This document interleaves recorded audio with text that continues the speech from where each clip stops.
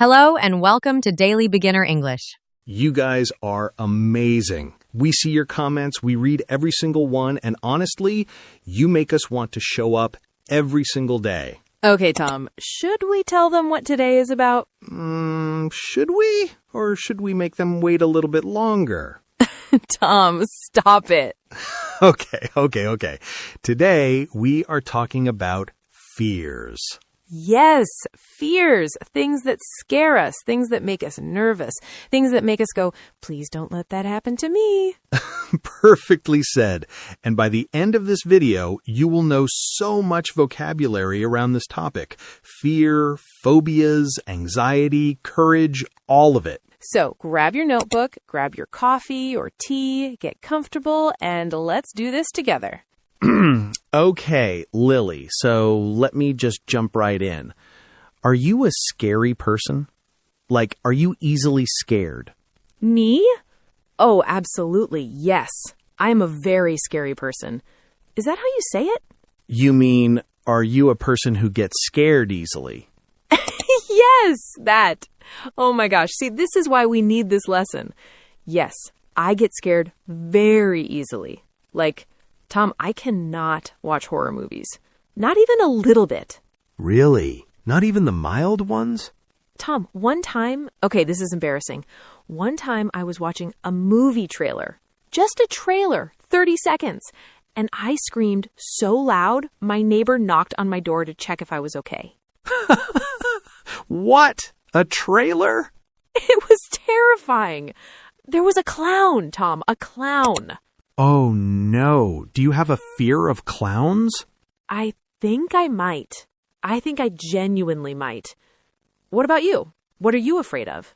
Okay, so don't laugh. I'm already laughing. I haven't even said it yet. Okay, I am terrified, absolutely terrified of pigeons. Pigeons? Tom, they're birds. Oh yes, thank you, Lily. I was not aware they were birds. Very helpful. But they're so small. They are unpredictable. You never know what a pigeon is going to do. They stare at you with those little eyes and then suddenly flap right in your face. Flap right in your face. Tom, I cannot... I'm being very serious right now. Okay. I respect your fear. Pigeons are terrifying. Sorry. See, this is already a great conversation, and we've already used so many vocabulary words. Did you notice? Yes, words like terrified, afraid, scared, fear. We'll break all of these down in today's lesson. But first... Grammar time! Okay, everyone, let's talk grammar. And don't worry, I promise this is going to be simple and really useful. Today, we're looking at how to express fear in English, because there are actually several different structures you can use, and they sound very different from each other. Okay, structure number 1. I am afraid of something. So, I am afraid of spiders. Notice, we use of, not from, not about, of. This is so common for learners to get wrong. I am afraid from spiders. That sounds strange to a native speaker. It's always afraid of. Structure number 2. I am scared of something. Same structure. I am scared of the dark. Again, scared of. Now, here's where it gets interesting. You can also say, something scares me. So instead of I'm afraid of dogs, you can flip it and say, dogs scare me. Oh, and this one is really natural. Native speakers say this all the time. Flying scares me. Spiders scare me. Pigeons absolutely terrify me. I see what you did there. I have no idea what you're talking about. Okay, one more structure. I have a fear of something. For example, I have a fear of heights. Or even more specific, I have a phobia of enclosed spaces. Now, phobia is a stronger, more clinical word. A phobia is an extreme, often irrational fear of something. So while everyone might feel a little nervous in an elevator, someone with a phobia of enclosed spaces, that's called claustrophobia, might have a panic attack. Right, so fear and phobia are related, but not exactly the same. Fear is the general feeling. A phobia is intense and sometimes can interfere with daily life. Great distinction, Tom. Okay, so to summarize the grammar, I am afraid of something. Something scares, terrifies me. I have a fear of something/phobia of something. Simple, right? Let's move into the main teaching section where we'll really dig into the vocabulary. All right, this is the big section, the main event. We have a whole list of vocabulary for you today around the topic of fears. And Tom and I are going to give you real examples, personal stories, and natural dialogue so you can actually use these words. Let's go! Okay, word number 1, terrified. Terrified. Terrified. Terrified means extremely scared. It's a stronger word than scared or afraid. When something makes you terrified, it's a very intense feeling. Example sentence. She was terrified when she heard a strange noise in the middle of the night. Can you share a time when you were terrified? Oh, yes. Okay, so this happened a few years ago. I was hiking, and I love hiking, by the way, but I went on a trail that turned out to be much harder than I expected. And at one point, I looked down and realized I was on a very narrow path with a huge drop on one side. Oh, no! I was absolutely terrified. Like, I could not move. My legs just stopped working. I stood there completely frozen for a good 5 minutes. Oh, that sounds awful. What did you do? I sat down on the ground and called my friend who was behind me and said, "I need you to hold my hand." That is so sweet and also so relatable. I made it, but I was terrified the entire time. Amazing. So terrified, extremely scared, intense feeling. Great word. Next word, anxiety. A-N-X-I-E-T-Y. Anxiety. Anxiety is a feeling of worry, nervousness, or unease, often about something that might happen in the future. It's related to fear, but a little different. Fear is usually about something specific and present. Anxiety is more general and can be about something you're anticipating. Example, he felt a lot of anxiety before his job interview. Or she has social anxiety, which means she feels nervous in large groups of people. I actually want to share something personal here. I used to have a lot of anxiety about public speaking. Like, a lot. Really? But you're so good at it now. Thank you, but it took time. I remember in university, I had to give a presentation in front of the whole class, maybe 60 people. And the night before, I barely slept. My stomach hurt. I kept practicing in front of my mirror over and over again. Oh, that sounds so stressful. Then, during the actual presentation, I forgot what I was going to say right in the middle. Dead silence. No! Yes! I just stood there, and then someone in the audience coughed, and somehow, I don't know how, that snapped me back, and I continued. Someone coughing saved you? Yes, it apparently broke the tension just enough. But yes, the anxiety before that presentation was overwhelming. And I think a lot of you can relate to that. Anxiety about tests, interviews, speaking English in public. Which is exactly why we're here, to help you feel more confident. Word number 3, phobia. P-H-O-B-I-A. Phobia. As we mentioned earlier, a phobia is an extreme, intense, often irrational fear of a specific thing. The person with a phobia knows logically that the thing might not be dangerous, but the fear response is very strong anyway. And here's something fun. Well, interesting. English has a specific clinical name for almost every phobia. So let's play a little game. Ooh, I like this. Okay, Tom, I'll give you the phobia name and you guess what the fear is. I'm ready. Arachnophobia. Fear of spiders. Yes. Okay, claustrophobia.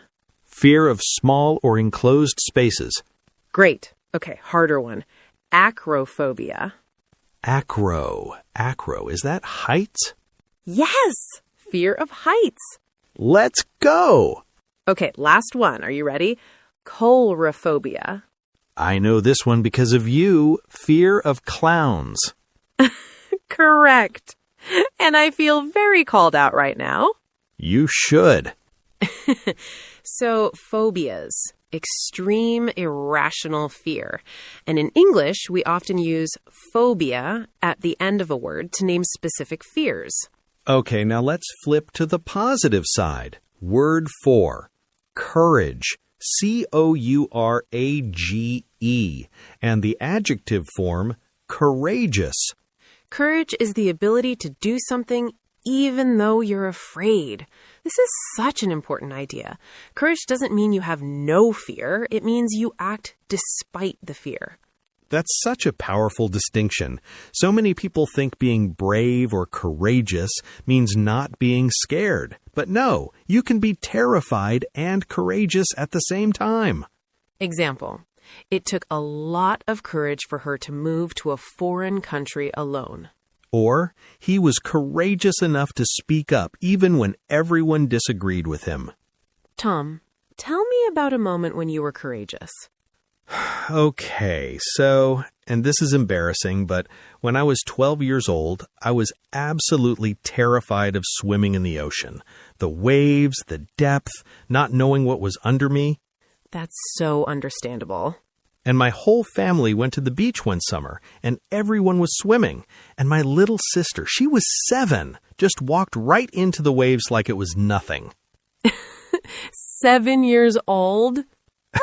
And I thought, if she can do it, I can do it. So I walked in. My heart was pounding. I was shaking. But I did it. Oh, that is so sweet and courageous. I was maybe slightly humiliated into courage by a 7-year-old, but it still counts. It absolutely counts. Word 5, and this is one of my absolute favorites. Overcome. O-V-E-R-C-O-M-E. Overcome. To overcome a fear means to successfully deal with it or conquer it. You face it, you work through it, and it no longer controls you. Example, after years of practice, she overcame her fear of public speaking. He gradually overcame his anxiety about social situations. This word gives me chills because it represents such a huge achievement. When someone overcomes a fear, it's genuinely life-changing. Can you share a fear you've overcome, Lily? Yes. Okay. When I was in high school, I had really bad stage fright. Like, I loved music, I played piano, but the idea of performing in front of people made me feel physically sick. What changed? My music teacher was incredible. She told me, Lily, the audience wants you to succeed. They're not waiting for you to fail. And that reframed everything for me.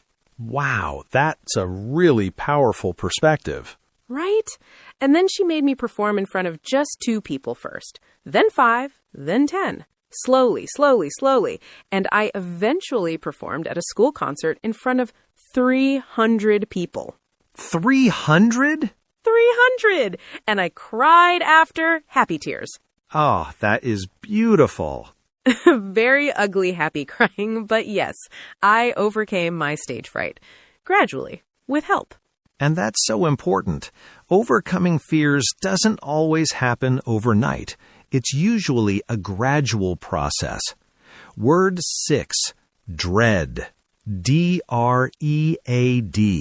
Dread. Oh, this is such a good word. Dread is a strong feeling of fear or worry about something that is going to happen or might happen.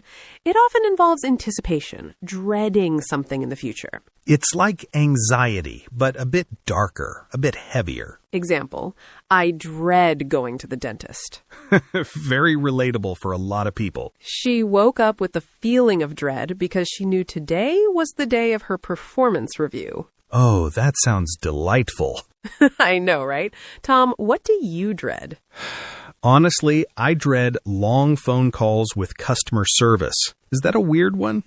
That is very specific, but I feel it in my soul. Like, I know I have to call my internet provider, and I just sit with that dread for like 3 days. I should call them. I'll call them tomorrow, maybe the day after. The dread of the phone call builds up more than the actual phone call. Exactly. The anticipation is worse than the thing itself. And I think that's true of a lot of fears. Such a great point. Often what we dread turns out to be much less terrible than we imagined. Okay, words 7 and 8. Shudder and shiver. S-H-U-D-D-E-R and S-H-I-V-E-R. These are fun ones. What's the difference? Great question. Both describe a trembling movement of the body. Shiver is usually from cold. I was shivering because it was freezing outside. But shudder is usually from fear, disgust, or a strong emotion. Oh, that's a useful difference. Example, she shuddered when she saw the spider on the wall. Just thinking about that horror movie makes me shudder. Just thinking about the pigeons makes Tom shudder. Was that necessary? It was extremely necessary. Okay, fine. Tom shuddered when the pigeon landed nearby. Perfect example sentence. Good grammar, relatable content. Thank you. I appreciate the validation. And our final vocabulary expression for the main section, face your fears. This is an idiom, and it's so commonly used in English.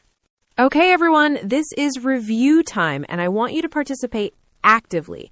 We're going to go through 5 keywords, and after we say each one, I want you to pause the video and say the word out loud 3 times. Ready? You can do it. Don't be shy. There's nobody watching you. Well, we're watching, but in a supportive way. Very supportive. Okay. Word 1, terrified. Say it with us. Terrified. Terrified. Great. Now let's hear it in 3 different sentences. The child was terrified of the thunder. I was absolutely terrified on my first day at a new job. Tom is terrified of pigeons. Classic example. Every single time. Word 2, anxiety. Anxiety. Say it. Anxiety. It's a little tricky to pronounce. The stress is on the second syllable. Anxiety. 3 examples. Social anxiety makes it hard to meet new people.